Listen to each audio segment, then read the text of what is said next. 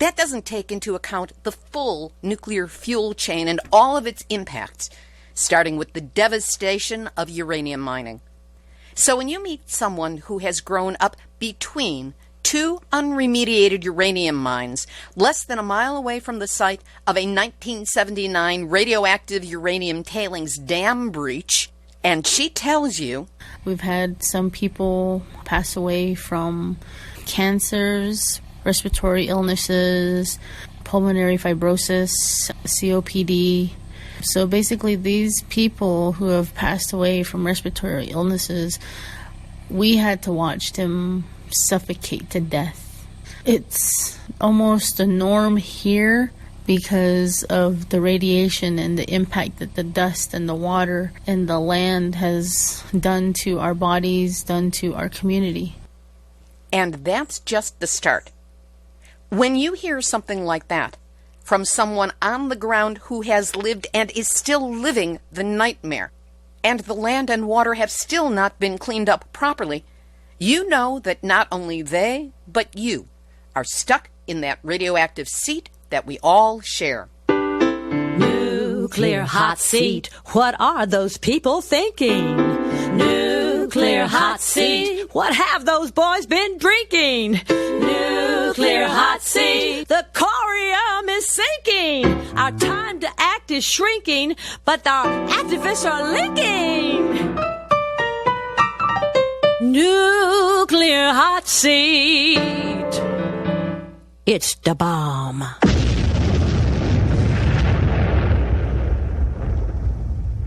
Welcome to Nuclear Hot Seat, the weekly international news magazine keeping you up to date on all things nuclear from a different perspective. My name is Libby Halevi.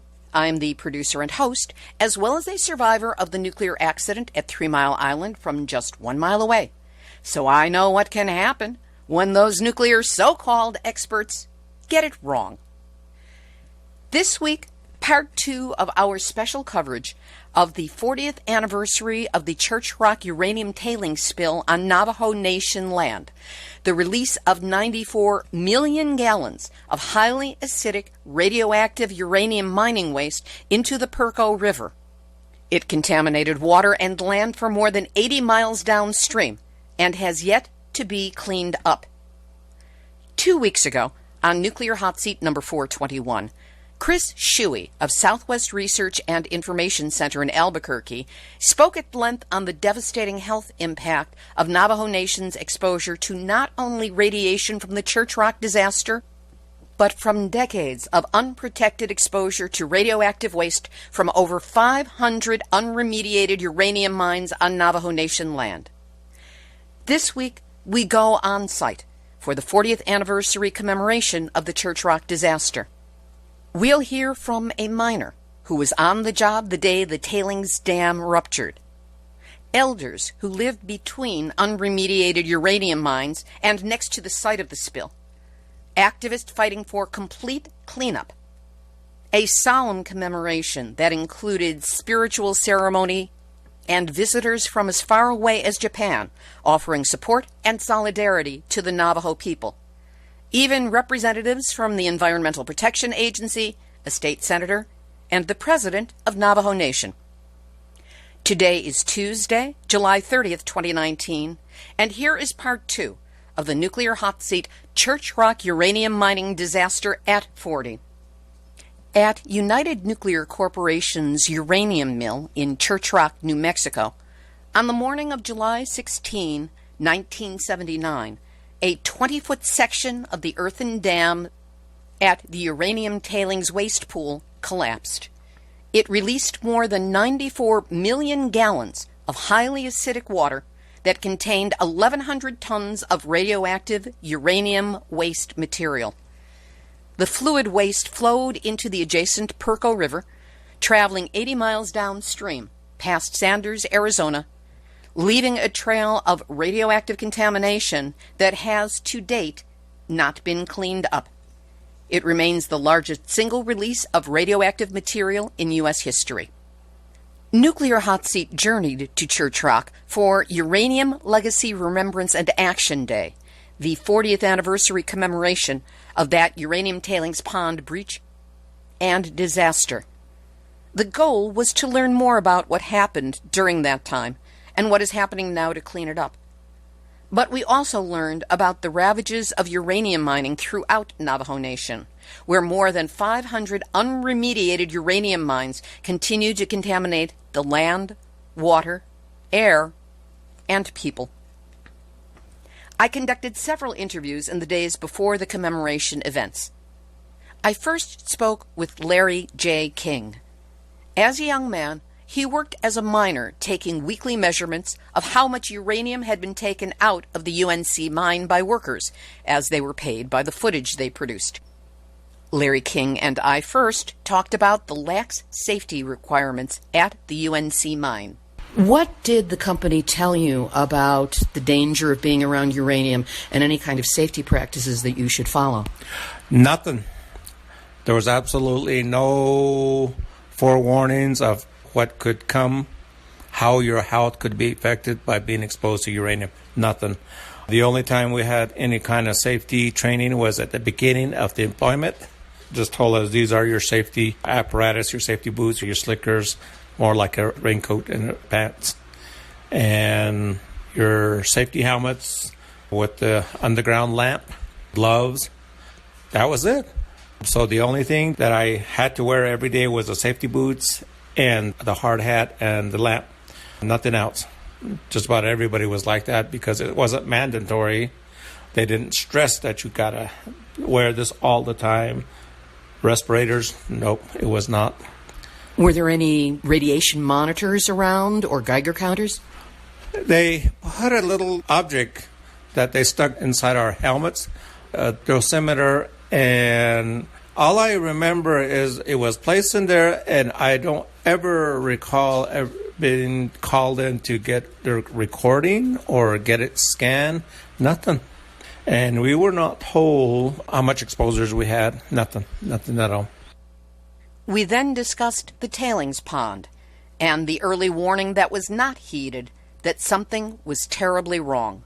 We drove over to the mill site, to the dam where the tailings dam were, and on the southern end of the tailings pond, I saw a lot of people there walking back and forth.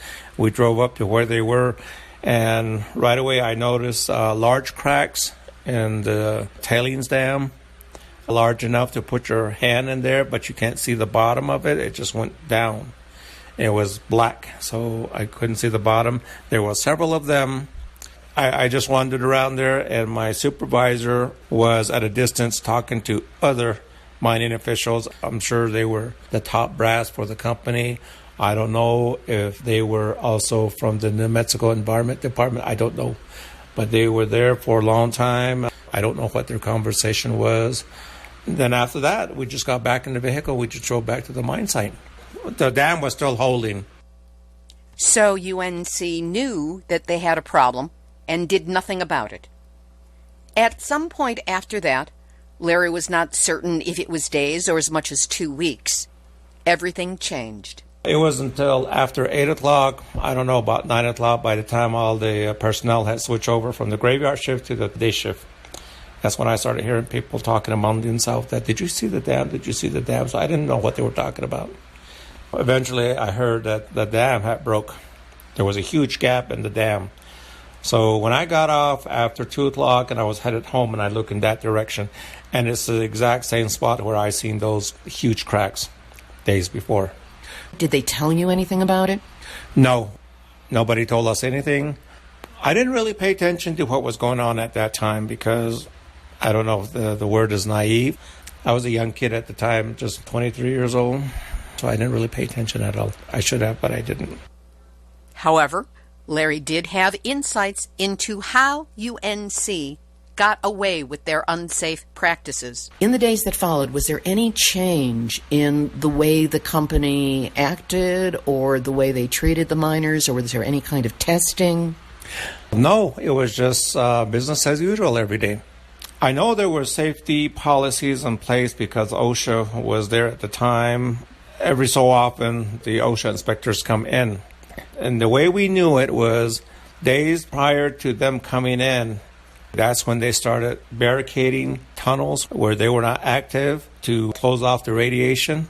Vent bags with fans were extended up to about 20 feet to where the miners are working. So they fixed up everything.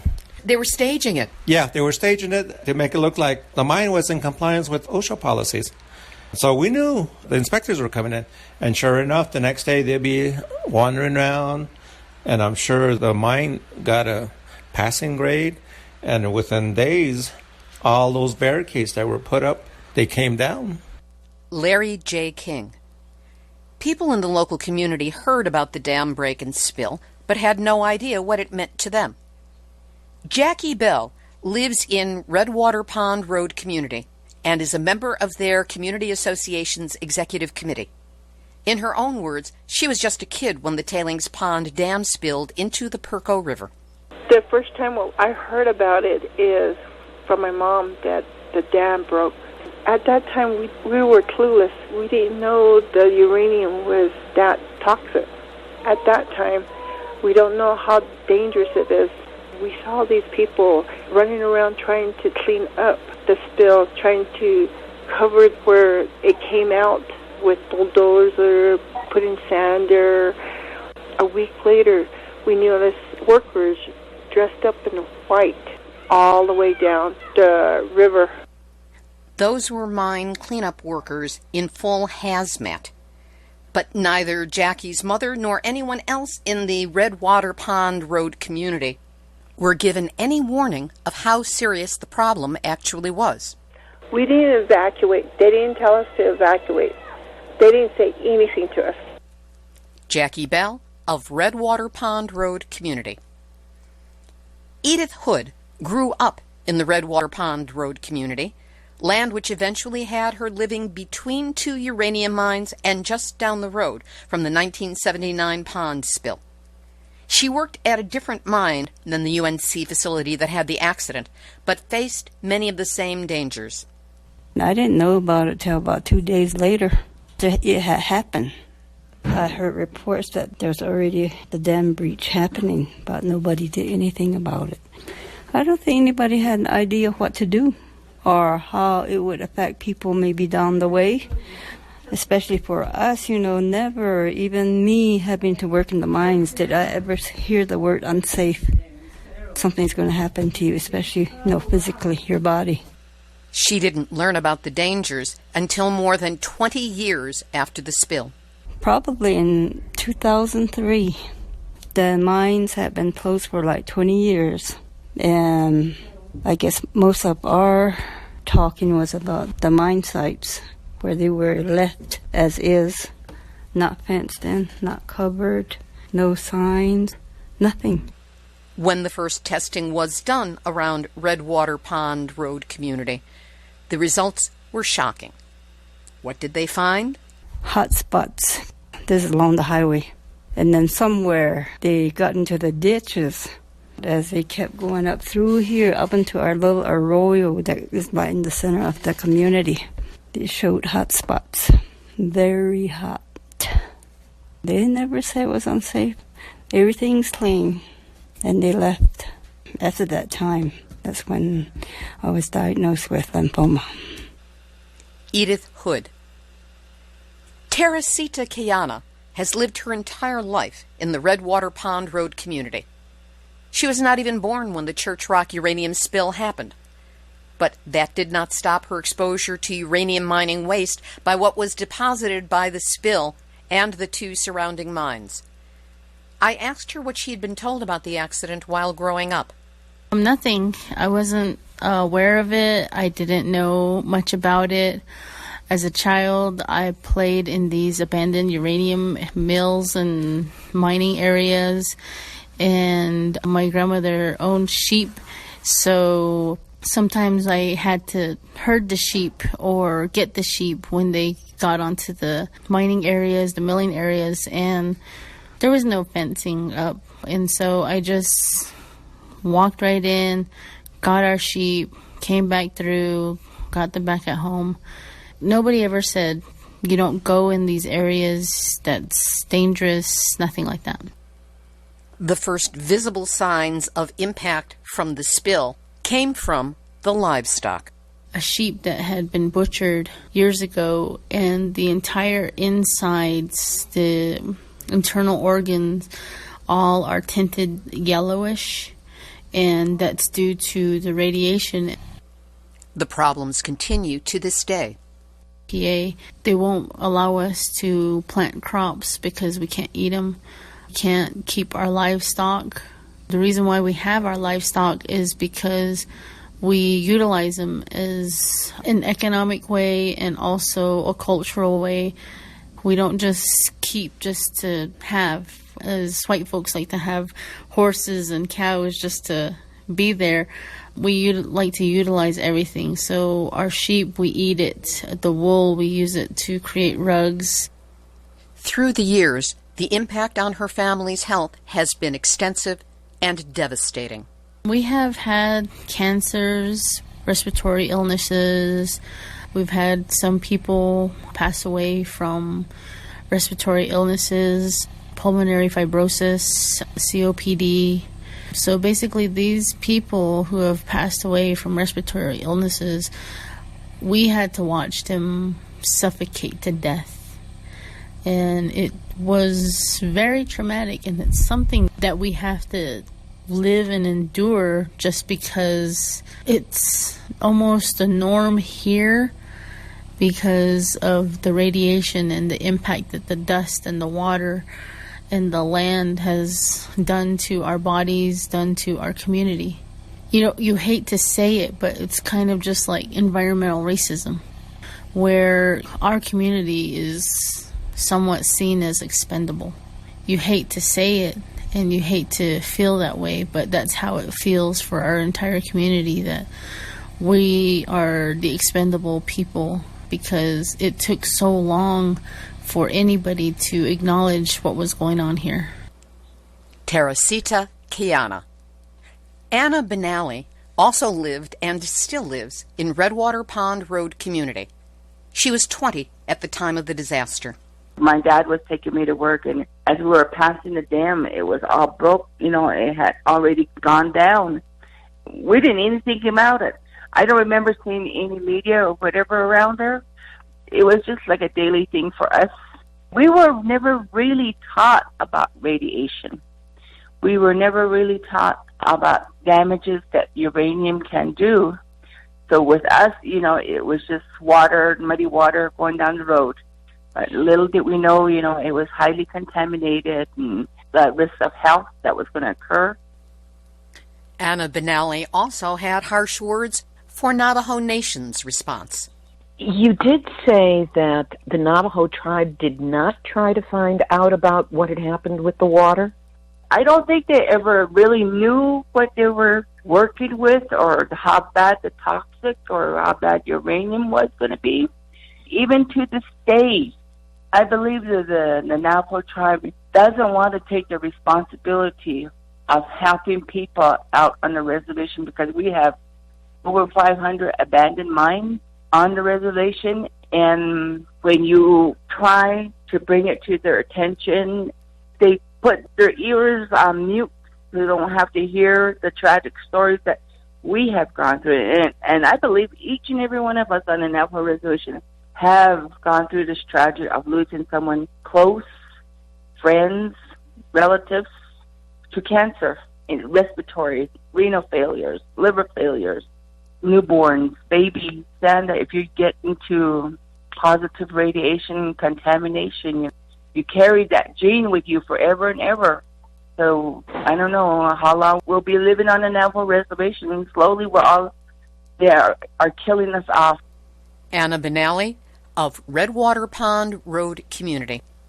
The next day, I was taken around Navajo Nation by Percy Byron Anderson, who works as a contractor with Conservation Voters New Mexico and is vice chair of a local Navajo Nation chapter's Community Land Use Planning Committee. Newly elected Navajo Nation President Jonathan Nez was on an annual run with the youth group to raise awareness of health issues on the reservation. I caught up with him at one of the water stops to ask about Navajo Nation starting a health initiative to collect data on the people who lived along the Perco River and were hardest hit by the radiation from the uranium spill. This is an issue that was mentioned to me by several of my interviewees. Being a skilled politician, President Nez ducked a direct answer to my question both times I asked it. But regarding the commemoration of the uranium tailings spill 40 years ago, he did say, the annual walk is this Saturday, and then the film festival will be on Sunday, which I will be attending to support the community and our organizations who are holding the federal government accountable. He later repeated, most definitely I'll be there for the film festival on Sunday. Navajo Nation President Jonathan Nez.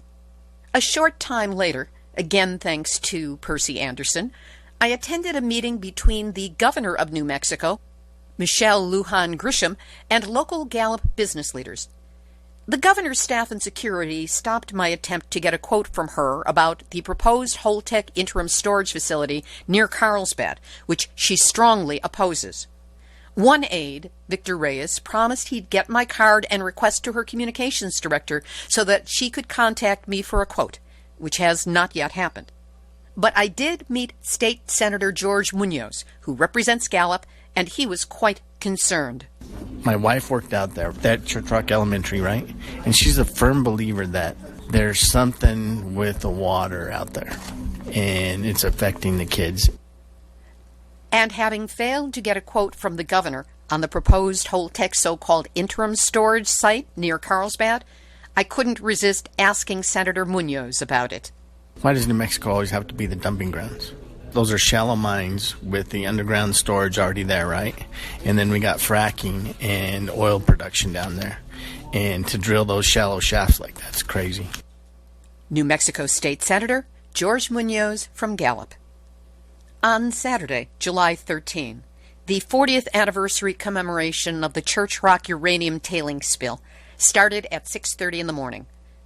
We gathered in the large community arbor meeting space of the Redwater Pond Road Community.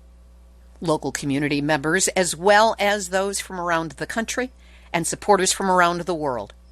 We began with a traditional Navajo prayer ceremony to bless the land, the water, the air, and the participants of the commemoration. Then we gathered in loose groups behind banners initially carried by many of the young people. They read, "Keep uranium in the ground," "Water is life," 1979 Uranium Legacy Remembrance and Action Day, and Letso Duda, which means approximately no uranium mining. There were no chants, drums, songs. This was a solemn march, more than 100 of us. Along the way, I spoke with some of the people there about who they were and why they were there. Hi, my name is Chip Thomas. I'm a family practice physician, actually on the western part of the reservation, some 3 hours from here. I've been a family practice doc in the Indian Health Service for the past 32 years, and within the past 5 to 6 years, I started taking care of a cohort of patients who are older men who worked as uranium miners, and I've been helping them get recertified to get their benefits from the Department of Labor every 6 months. And I'm here in support and solidarity with the group of patients, the miners, the former miners that I take care of. My name is Katsumi Furitsu. I came from Japan, and I'm a medical doctor, and I'm really concerned about health effect of radiation. And you know that in Japan, we had the disaster of the nuclear bombing in Hiroshima and Nagasaki, and then now we are suffering from the Fukushima nuclear power plants issue. So I think we have the common problems here in Redwater Pond Road and over there in Japan. I think I really want to unite the people to stop all that process from the uranium mining to the nuclear power plants and bombing. I'm Lon Burnham. I'm from Fort Worth, Texas. I've been involved with nuclear issues since I was an undergraduate a long time ago. I'm here today to be in community with this community and support their struggle July 16th is a very important anniversary to commemorate. Here it's the 40th anniversary. Down south, I'll be in Tularosa next Saturday. They'll be commemorating the 74th anniversary of the initial bombing of citizens of the United States. Trinity Test Site. As we marched up the road, I fell into step with Paul Robinson of Southwest Research and Information Center. He explained to me exactly where we were and what we were looking at. There was a dam break that released 400 million liters of fluid, pH of 2, like battery acid. And there was also seepage under the dam because it was built on poorly consolidated material, sandstone. And so there's two different kinds of problems at this site. So we're standing on a road that's been rebuilt. It used to be a haul road to the Kerr-McGee mine about a quarter mile north of us. And this whole landscape has been stripped of soil to get to a radium in soil standard, and then covered, and there's some sediment control barriers. So it's part of the remediation of this largest uranium mine in Navajo Nation. And we can see the surface of the covered tailings pile, which is the residue from the mill processing. And that's the location that EPA has proposed the mine waste at Church Rock be moved to. And Nuclear Regulatory Commission is doing an environmental impact statement on that proposal. Is that supposed to be part of the cleanup?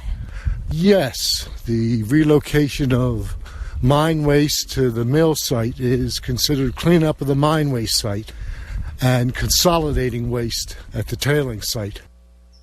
We'll hear more on this from Southwest Research and Information Center's Paul Robinson in a moment. When we reached our gathering place, it was shockingly close to where we had started from. I doubt it was as much as a mile away. We gathered on a hill overlooking the site of the 1979 Church Rock uranium tailings pond spill, but without our guides to tell us it was there, no one could know. There was no 3 Mile Island-style cast metal signs posted that explained the disaster, even marking that it had happened. So the marchers had to do it themselves, and attached their signs to the flimsy fence that was all that separated us from the mine site. Then Larry J. King, serving as MC, began explaining the disaster, where he was and what he experienced, much of what we've covered in our interview. Then Chris Shuey of Southwest Research and Information Center, special guest on Nuclear Hotseat number 421 from 2 weeks ago, who discussed the health effects of the Church Rock disaster. Chris addressed the crowd on existing problems on the site and how United Nuclear Corporation got away with building a less-than-safe uranium tailings pond. UNC acquired this Section 2 from the state of New Mexico by purchasing it back in 1969 for $29,000. So they made this a piece of private land, and they proposed to build the mill over here and the tailings pile over there. And that was before the effective date of the state's groundwater rules, and so they didn't have to put any kind of underliners under the ponds. It was a bad site. People like Larry and others photographed cracks in the dam shortly after it began operating in 77. Under state engineer rules, you're not supposed to fill the pond nearer than 5 feet from the top of the dam, and they were filling it to 2 feet. It was a significant operating error because they were filling it too full. They were not paying attention to the cracks even though they photographed them, and a catastrophic accident happened as a result. This facility would not have been approved, at least theoretically, if the state had waited about 3 to 4 weeks to approve the license, because then they would have had to comply with the groundwater regulations of the state. And the groundwater regulations may have led the state to conclude that it was a site that was not suitable for the long-term storage and management of uranium mill tailings. It's about 3.5 million tons of tailings. It's a Superfund site designated by EPA back in '83. It remains the largest spill of radioactive waste by volume in U.S. history, and it's going to be the final resting place for another 1 million cubic yards, at least, of mine waste that are on the other side of the mesa at the Northeast Church Rock mine. Chris Shuey of Southwest Research and Information Center. 2 representatives of Navajo Nation EPA were on the march, including Executive Director Oliver Whaley, who was pushing a baby stroller uphill as we spoke. But the real surprise was that Sean Hogan of U.S. EPA Region 9 out of San Francisco flew in to take part in the march and the Day of Remembrance. Where does the cleanup stand? So there's 2 projects that we're adjacent to here. The first one is the Northeast Church Rock site, which is mine waste that we currently have a cleanup plan developed for. We have a design completed for, and presently it's with the Nuclear Regulatory Committee, NRC, for a review of that cleanup plan. It's an environmental impact statement they're doing presently. Hopefully it's going to be about 2 years for them to finish that. And then we have to do another agreement with a responsible company, General Electric, to have the official enforcement document for them to then do the cleanup. So everything's underway. It's just there's a few steps involved. Now, it sounded like from what you said that it's going to be 2 years of the environmental impact statement being reviewed before it's approved. Hopefully it gets approved. And is it going to be only then that the actual physical cleanup starts? That's correct. That comes after the NRC completes their review. And if they decide that it needs changes? Well, then we'll revisit the design and make changes if they find it's necessary. Hopefully that's not the case, but yes. The design was a very rigorous process. NRC, Nuclear Regulatory Commission, was involved in the design process, as was Department of Energy, as was General Electric, as was this community. They were very much involved. So we feel confident that the design we've come up with is very robust and will hold up to the review, but appreciate the steps that they're taking, because in the end we want everybody to feel super confident that the cleanup plan that we implement is going to be in place and solid for over 1,000 years. Sean Hogan of U.S. EPA Region 9 out of San Francisco. But many Navajo Nation and Redwater Pond Community members were critical of the cleanup, let alone the pace at which it is proceeding. Terracita Keyanna, Jonathan Nez, and Jackie Bell. We're trying to advocate for faster cleanup. We're trying to get EPA to try to get it going. It seems like they delay always. They always come up with excuses for our cleanup. There still needs a lot to be cleaned up. The government's taking their time trying to clean it up. Clean up the mine faster. It seems like it's taking its time, and it's almost 40 years now. Paul Robinson of Southwest Research and Information Center was critical of the design of the tailings facility. Note that he's talking about this new facility, not the one that breached 40 years ago. The tailings facility doesn't have the liner or tailings containment engineering or construction design elements that would be normal in a uranium mill tailings dam that would meet Nuclear Regulatory Commission criteria in the U.S. or the emerging tailings dam criteria being adopted internationally as a result of the various recent tailings dam spills in British Columbia, Brazil, and other places. So it's a poor design that's already failed once and doesn't meet criteria for modern facilities, yet GE and EPA are trying to get the Nuclear Regulatory Commission to approve it. So the environmental impact assessment will be the review of that design. Longtime Navajo environmental activist Earl Tully was even more critical of EPA's plans. We want to combine our forces together and begin to talk about how Navajo is going to be taking care of the $85 million that has been allocated by EPA to do the cleanup.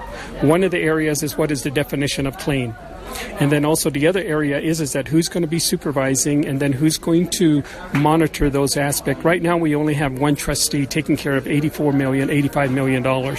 28,000 square miles, 17 million acres, over 500 different sites as far as uranium, abandoned sites and different things of that nature. You know, EPA's mentality is basically just going out there just like the mining company did. By that, what I mean is that they didn't give them the full exposure People utilize the vehicles to haul wood after their time off. They take it home, and now they have cross-contamination and different things of that nature. EPA is in the verge of hiring Tetra Tech. Tetra Tech basically did a bad job over in San Francisco, Hunters Point, where they doctored data. If they were manufacturing data for the Department of Navy, what is Navajo Nation? Who are they that they cannot do that to?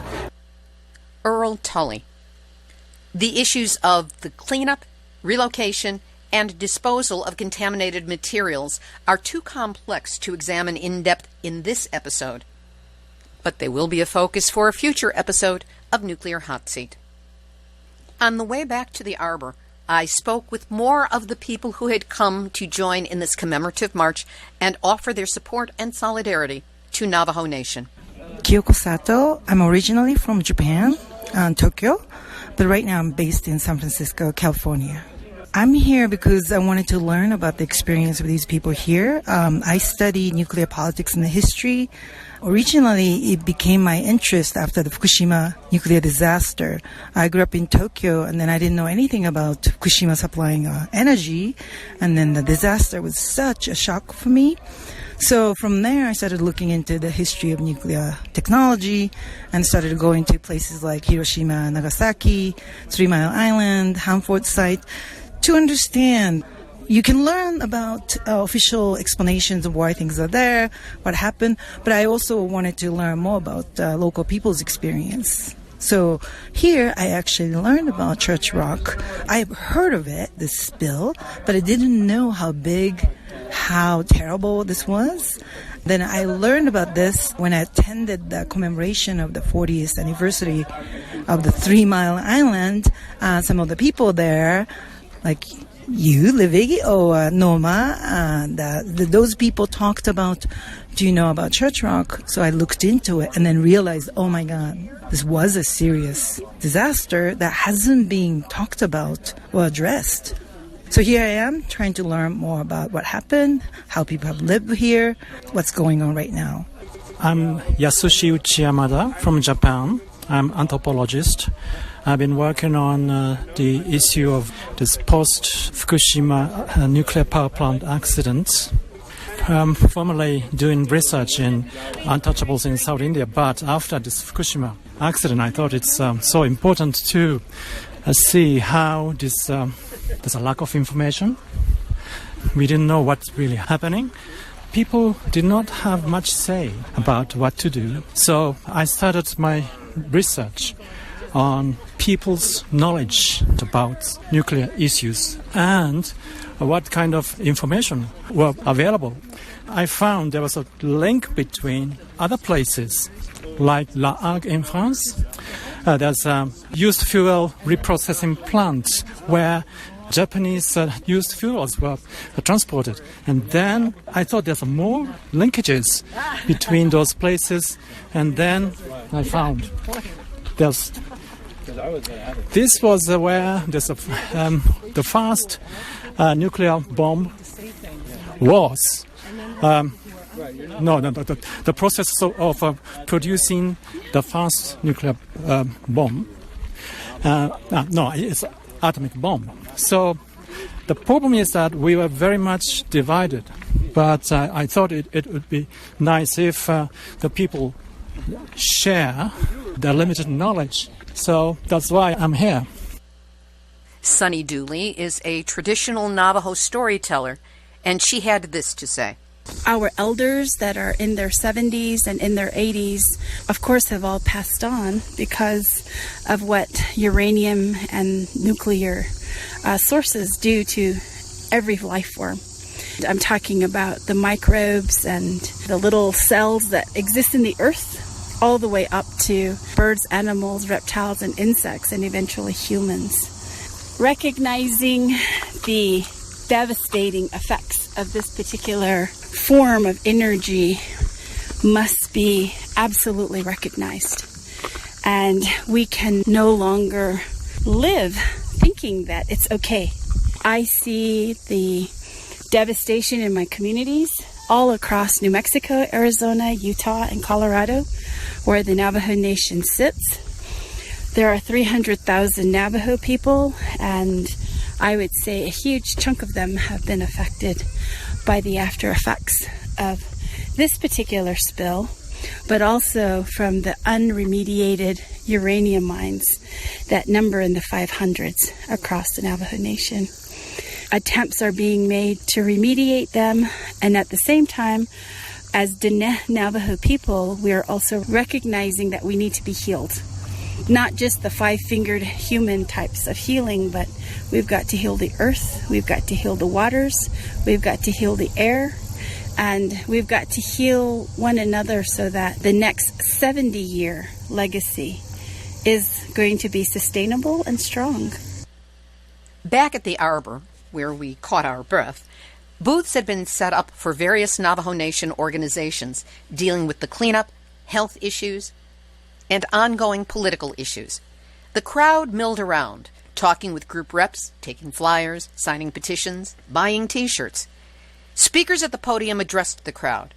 The food was plentiful, delicious, and often traditional. The Health Service's Think Zinc program offered samples of blue corn mush prepared traditionally with juniper ashes, which makes it naturally high in zinc and may help prevent or lessen the effects of autoimmune diseases, slow growth in children, and cognitive function. Unlike most public events I've attended, there was no incessant background music playing, no raised voices except for the occasional squeal of children playing or an infant briefly squalling. Alcohol is not allowed to be sold in Navajo Nation, so this was a sober gathering as well. In the booth area, I spoke with other activists. My name is Jonathan Perry with the Eastern Navajo Diné Against Uranium Mining, INDOM, out of Crown Point, New Mexico. We're focused on opposing new development projects within the Four Corners area, mostly emphasizing Crown Point and Church Rock. We've been opposing the in-situ leach mining method there in the area, so we're focused on protecting our groundwater and also supporting organizations that put an emphasis on cleanup abandoned sites and contaminated areas across Navajo Nation. Right now, the greatest risk in terms of opposing new mining is the misunderstanding that nuclear energy is green energy, the misunderstanding that nuclear energy is safe, because uranium mining is the front end, and so communities like Crown Point and Church Rock end up with the projects being developed within their areas, and we end up having to deal with contaminated sites, contaminated water, and a lot of health issues as well. And so that's a driving force behind INDOM and why we're opposing not only uranium mining, but the entire nuclear fuel chain. I'm here from Atlanta, Georgia. I learned about this through Nuclear Watch South, an organization in the southeast, headquartered in Atlanta, that is working against the new Vogtle nuclear power plant, and through them I learned about this whole event. People are sick and tired of being sick and tired. In that context, that recently, as much as 2 weeks ago, we buried somebody that had cancer. And it almost seems like it's a common thread now. During the Vietnam War, you have people coming home and they were dying, they were casualties of war. And the casualties of war is still here today. And that is through the nuclear aspect of it.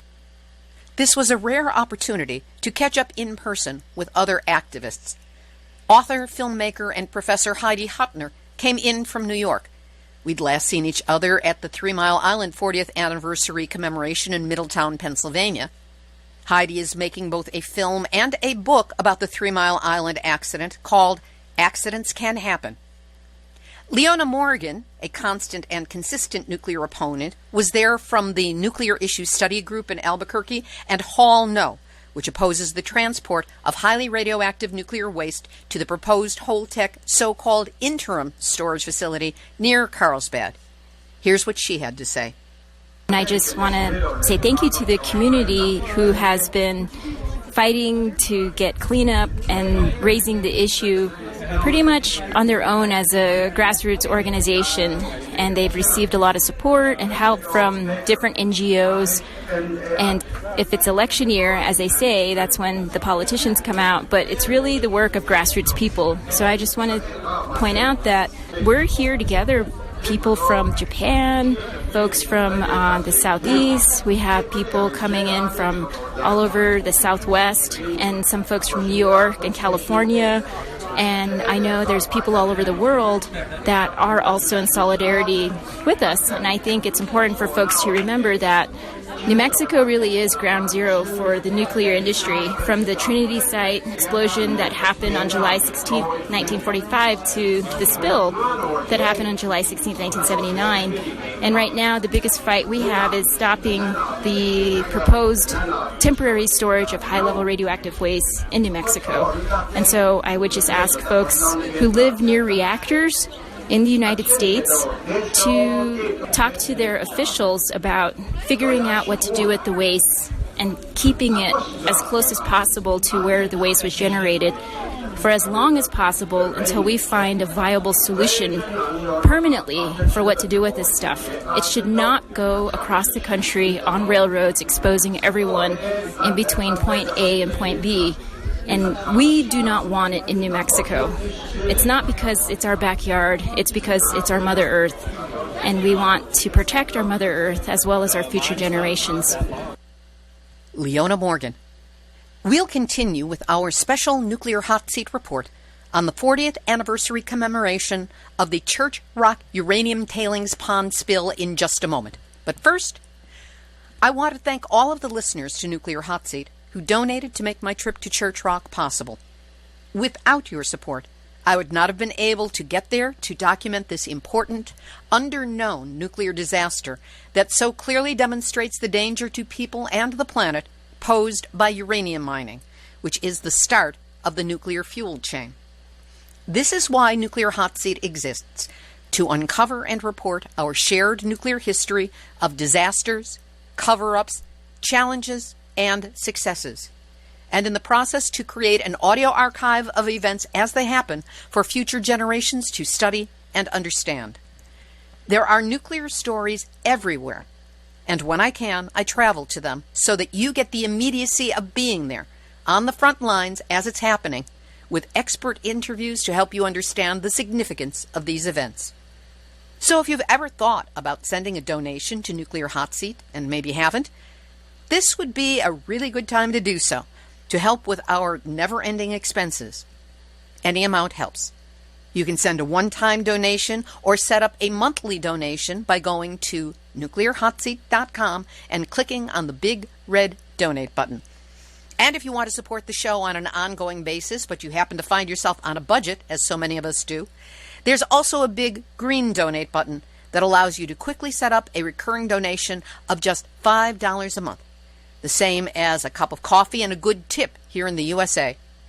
Whatever you can do to help, know that I am deeply grateful that you are listening and that you care. Now back to the Nuclear Hot Seat special report on the 40th anniversary commemoration of the Church Rock uranium tailings pond spill.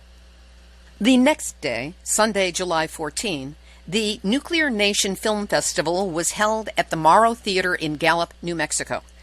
The festival was the brainchild of journalist Mervyn Tilden. What was it that made you want to put together the film festival? One of the things that drove me to do this was the fact that I've been very active in the issues with this particular site, but also it's been a very good time to educate the communities that surround the site, but going all the way to the international level. And that really involves putting the word out, having public events like the film festival. We had a very good one as well on Earth Day, and we intend to continue this type of public education to let people know what's happening, to let people know what they can do to help, but also to keep the governments involved, the United States government, the state of New Mexico, the Navajo Nation, the city, county, all of them, to keep them aware that we are still here waiting on a correct and humanitarian response from them to come down and fulfill their trust responsibility as representative government entities. The festival featured 6 films: The Return of Navajo Boy, with an epilogue, Tale of a Toxic Nation, From Radioactive Mines to Radioactive Methods, from the Sierra Club, Too Precious to Mine, about the watershed area around the Grand Canyon, Redwater Pond, Grandmother and Grandchildren, and 7th Southwest Uranium Summit. Between the films, Mervyn offered further information, context, and a way for people to get involved in the issues. His goal was to create an educational environment. So was it educational? Here's what some of the attendees discovered. James Sweeney. One of the most impactful things that I've seen so far was the information about the Gulf War. That was something I really didn't know about, was the use of really nuclear weapons in the Gulf War and what they called depleted uranium, and the impact not only on coalition soldiers that fought, but also on the native populations, and how they got rid of the materials and just buried them in the desert with no measurement as to how that might be affecting people over there. That was very impactful to me. That's the thing I think I remember the most, because I knew nothing about it and I thought it was rather shocking. Scott Neidham from Gallup, New Mexico. A few things were new to me about this. A is that people have been talking about this for a long time. It's been going before the United States government, but yet what's really kind of surprising is the ongoing nature of it, that it's still happening. I knew of one or two kind of regional mines that needed to be reclaimed, but I didn't understand that there was 500 mines, and I didn't understand the blatant disregard for the outcome. This really kind of paints a picture that's definitely much harder to accept and live with. My name is Nancy Hoover, and I live in Maryland. I worked for the National Cancer Institute in Washington, D.C. years and years ago on the acute leukemia floor. 100% death rate. You know, what we knew about uranium was that you were going to get some kind of a blood cancer. I'm very surprised here to find out all the different kinds of cancers and autoimmune diseases that you can get from there.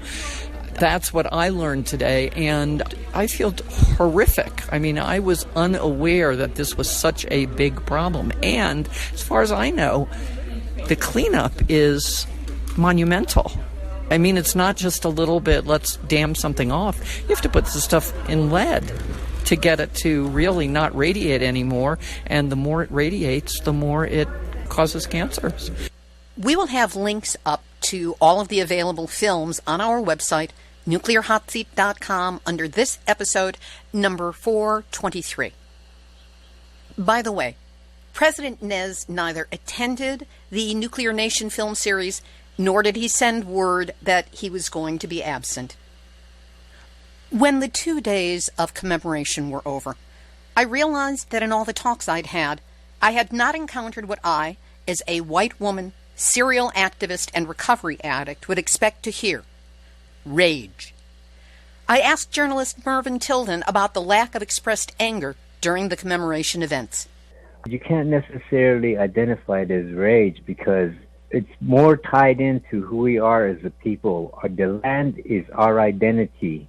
As the Nez people, we are the Earth surface people, and it's not necessarily a rage that we feel, but a deep inside, compelling interest that we have to protect our Mother Earth, to protect the water, protect the air, to make sure these things are intact, to make sure that the cleanup happens so that the land is restored for future generations.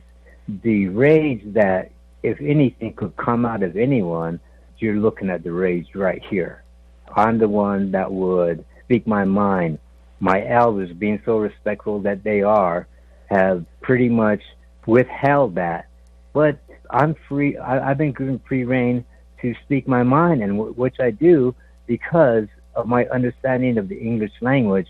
And as a student of law, I know what is involved with every aspect of the whole process from the time of the spill to right now. And it is my concern that allows me to speak that rage, as it were, directed at the proper people who are sitting there doing absolutely nothing. And I can say it's not just the United States government. It's the departments that are involved, the state of New Mexico, the county. But most importantly, I'm the one to go and speak this to my Navajo leaders. And I can talk this way because I am a Navajo citizen as well as a United States citizen. And it's that impetus that I can say, this is what you're responsible for. My people are waiting for an answer, and you have that responsibility. Journalist Mervyn Tilden. The one other person I asked about rage was Edith Hood. She simply said, "That's private," and looked away. Here's today's final thought. I have many thoughts after this trip to Church Rock, but here's the primary one. Uranium mining is just the start of the nuclear fuel chain. The end of it is nuclear weapons and an eternity of deadly radioactive waste from nuclear reactors. When concerned citizens talk about nuclear issues and mention the horrors of Hiroshima, Nagasaki, 3 Mile Island, Chernobyl, or Fukushima, we must add to this dishonor roll Church Rock. What happened and is still happening to the people of Church Rock represents everything you do not want to happen in your community, state, country, planet. That's why we need to unite to stop nuclear in all its forms. Because it's no exaggeration to say that the future of life itself is what's at stake. This has been Nuclear Hot Seat for Tuesday, July 30th, 2019. My thanks and gratitude for making my trip to Window Rock possible go to Anna Rondon, Susan Gordon, B. Sargent, Percy Byron Anderson, and the interviewees who treated my sometimes naive questions with such generosity of time and spirit. Larry J. King, Edith Hood, Terracita Keyanna, Anna Benally, Jackie Bell, and Mervyn Tilden. I'm pleased to report that Mervyn Tilden has agreed to come on board with Nuclear Hot Seat as our Navajo Nation special correspondent, and we look forward to receiving updates on all the issues we learned about in New Mexico. Further thanks to the organizers, marchers, and all of those who shared so openly and honestly with me. I have many hours of recorded interviews that there was not time to get on this show, but please understand that every conversation I had enriched my understanding, and I am grateful to you all. If you'd like to get Nuclear Hot Seat delivered via email every week, it's easy. Just go to nuclearhotseat.com, scroll down for the yellow opt-in box, and sign up for a weekly email link to the latest show.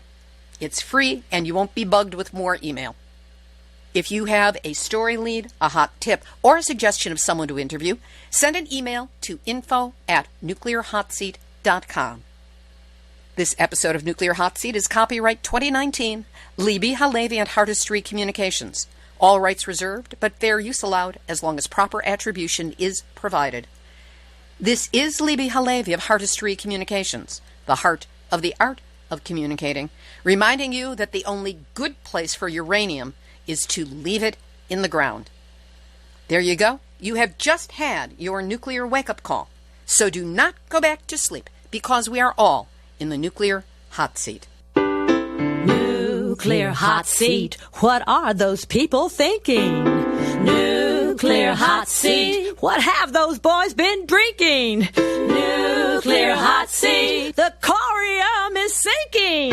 Our time to act is shrinking, but our activists are linking. Nuclear Hot Seat. It's the bomb.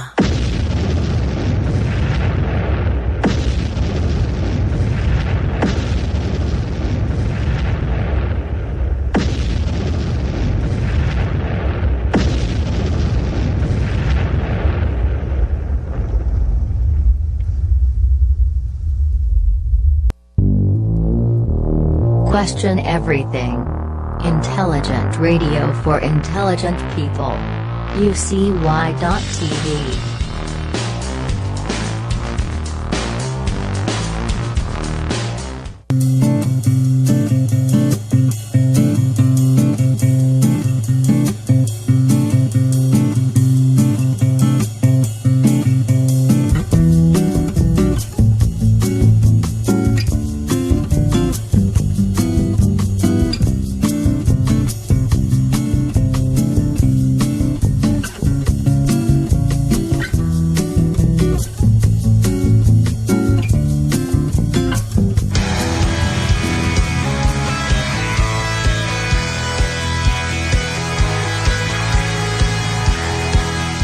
This is Ozzy Skateboard, and you're listening to UCY.TV.